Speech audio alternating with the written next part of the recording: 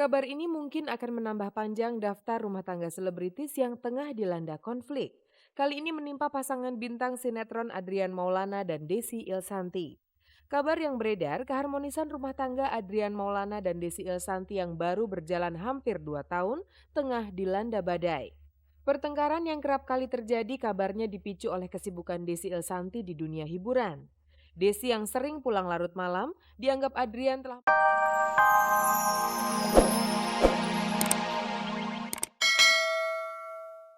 Akhirnya Denny B Project telah mengakhiri masa dudanya dengan mempersunting gadis yang biasa dipanggilnya dengan sebutan Denok. Tapi terkesan acara pernikahan tersebut cenderung tertutup. Setelah sempat membantah berita tersebut beberapa minggu yang lalu, akhirnya terbukti minggu kemarin ternyata berita itu benar. Pemirsa, ini jawaban Denny Chandra yang sempat kami rekam saat ia berkomentar soal kabar yang beredar seputar rencana pernikahan keduanya beberapa waktu yang lalu. Kata siapa? Gosip. Ngam. Siapa yang ngomong? Itu katanya orangnya benar tapi tanggal 7. Hah? Tanggal 7? September. Enggak lah. Kenapa sih? Iya benar enggak? Saya tertutup orangnya, nggak mau. Tapi benar enggak ya? Enggak. Kata Pi Project juga udah bikin acara grup apa panitia gitu. Nggak tahu. Oh, denger aja ada kayak gitu-gitu. Entah karena ia lupa atau enggan membeberkan kabar bahagia itu, tapi yang jelas kabar soal pernikahannya dengan seorang wanita bernama Debbie Febriana tidak dapat lagi disangkalnya. 7 September kemarin pernikahan itu benar-benar digelar di Masjid Albina, Senayan, Jakarta. Dengan mas kawin uang sebesar Rp2.300.000, Denny dan Debbie resmi menjadi sepasang suami istri. Berbeda dengan sebelumnya, Denny Chandra yang menggunakan busana pengantin adat Jawa berwarna biru muda itu mau berkomentar soal pernikahannya itu. Perasaan saya pastinya sih seneng ya. Tapi kalau masalah ijab kabul saya lebih pengalaman lah. Jadi kalau disebut senang ya senang sebenarnya di luar itu semua karena cuman ada beberapa tanggung jawab baru yang mungkin saya harus hadapi di depan mungkin nantinya gitu. 4 tahun lamanya pentolan grup lawak Project P ini hidup menduda. Meski sudah berpengalaman membina rumah tangga, ia tetap saja mengaku perlu banyak persiapan untuk menjalani kehidupan rumah tangganya yang baru. Sekarang saya harus berdua lagi gitu kan, setelah 4 tahun lamanya saya sendirian, sekarang saya udah berdua lagi, ada sesuatu kebiasaan saya yang selama ini sekarang jadi agak berubah lah. Paling tidak sekarang harus lebih ada yang kita jadi ada teman sharing gitu. Sharing itu sharing ketemu kan tadinya, terus sharing sama-sama. Jadi sharing ya begitulah pokoknya. Sharing maksudnya sering, nggak kadang kala. 3 tahun berpacaran membuat keduanya cukup saling memahami pasangan masing-masing. Termasuk kesediaan Debbie menerima Denny Chandra yang berstatus duda beranak 1. Oh dia terima paket kok. Pahe. Ya kan sudah tahu dari awal ya. Ya setelah kita juga bincang dengan orang tua saya juga ya itu kan semua proses gitu. Ya sekarang ya. Tinggal belajar lah dianya. Ya. Untuk anak, meski menyerahkan pada yang di atas, Denny dan Debbie berharap segera diberi momongan. Tergantung yang di atas. Kalau saya dikasih karena kalau ibadahnya kan terus-terusan, jadi ya tergantung yang di atas. Pemirsa, kabar tak sedap sedang melanda rumah tangga Adrian Maulana dengan Desi Ilsanti. Kesibukan Desi yang selalu pulang larut malam menjadi pemicu pertengkaran mereka. Menangkap berita tersebut, mari kita simak liputannya. Kabar ini mungkin akan menambah panjang daftar rumah tangga selebritis yang tengah dilanda konflik. Kali ini menimpa pasangan bintang sinetron Adrian Maulana dan Desi Ilsanti. Kabar yang beredar, keharmonisan rumah tangga Adrian Maulana dan Desi Ilsanti yang baru berjalan hampir 2 tahun tengah dilanda badai. Pertengkaran yang kerap kali terjadi kabarnya dipicu oleh kesibukan Desi Ilsanti di dunia hiburan. Desi yang sering pulang larut malam dianggap Adrian telah melalaikan kewajibannya sebagai istri dan ibu dari putri tunggal mereka. Desi dan Adrian yang kami temui di tempat yang berbeda membantah kabar itu. Pernah pulang malam tapi nggak sampai kayak negatif gitu, nggak dibilang pulang malam nggak. Cuman kalau soal berantem ya juga keluarga ya pasti ada dong yang namanya pertengkaran kan.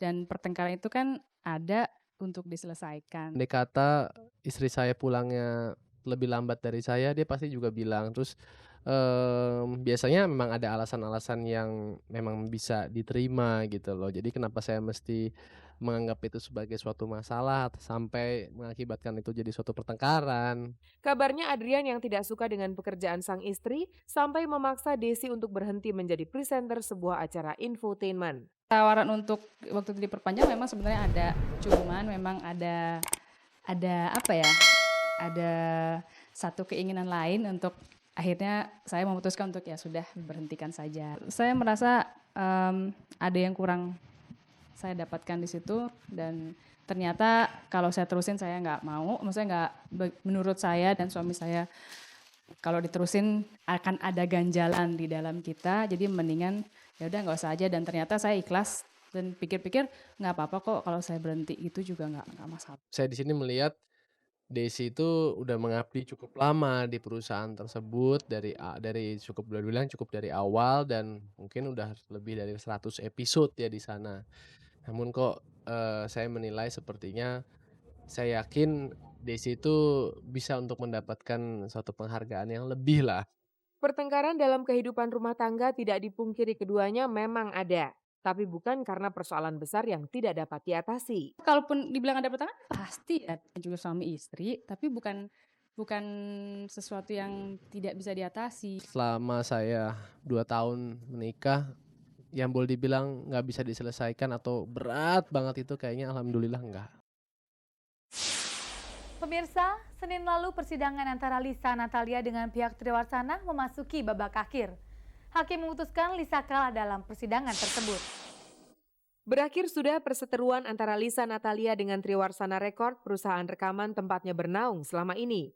Senin lalu Pengadilan Negeri Jakarta Pusat mengalahkan gugatan Lisa Natalia yang menganggap Triwarsana Record telah menyalahi kontrak kerja. Tuntutan ganti rugi sebesar 100 juta rupiah yang diajukan Lisa pun tidak dikabulkan oleh majelis hakim. Lisa yang tidak hadir pada sidang putusan itu mengaku kaget saat menerima informasi tentang kekalahannya. Pas saya dikasih kabar via telepon, ya kaget aja. Dia bilang katanya, "Ca, kita kalah." Ya sedih lah ya. Terus aku yang sempat blank gitu, flashback lagi. Masalahnya, kasusnya gimana, terus prosesnya gimana. Kayaknya ya dibilang kecewa ya pasti kecewa banget. Menurut Lisa, kontraknya dengan Triwarsana Record selama 2 tahun dengan memproduksi 2 album dangdut kuat di mata hukum. Yang membuatnya bertanya-tanya, mengapa justru Triwarsana Record yang memutuskan kontrak sepihak yang menurutnya melanggar hukum tidak mendapat sanksi apapun. Karena saya yang dirugikan kok malah mereka yang menang gitu loh. Karena mereka sendiri kan yang tidak meneruskan kontrak itu dan konsekuensi dari bisnis kan pasti ada. Pada saat itu mereka bilang bahwa, "Lisa, saya kontrak kamu ya selama 2 tahun." Terus saya bilang, "Oke, 2 album. Oke, saya jalankan sebagai tugas saya sebagai penyanyi, proses dong itu semua."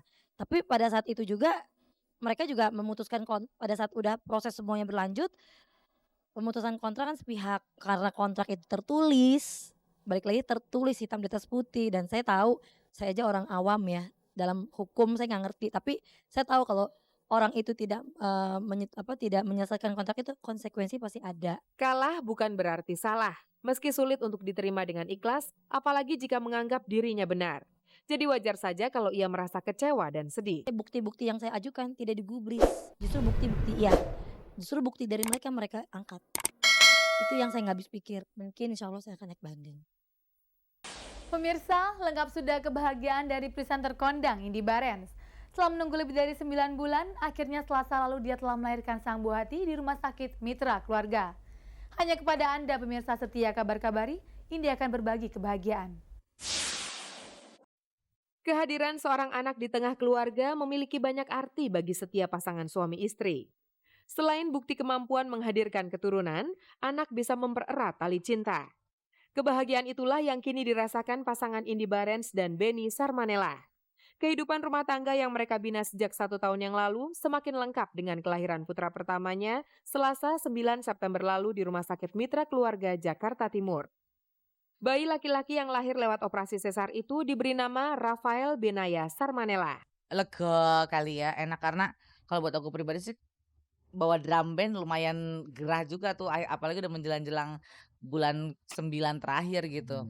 Tapi sekarang udah seneng banget karena ngerasanya ih kok ada anak ya gitu sekarang ya gitu. Ada Benny kecil. Kalau saya sih untuk kayaknya belum lengkap gitu kalau di suatu pernikahan tuh belum ada anak gitu. Nah, kebetulan kemarin kita bikin kita make a wish gitu kalau wah nih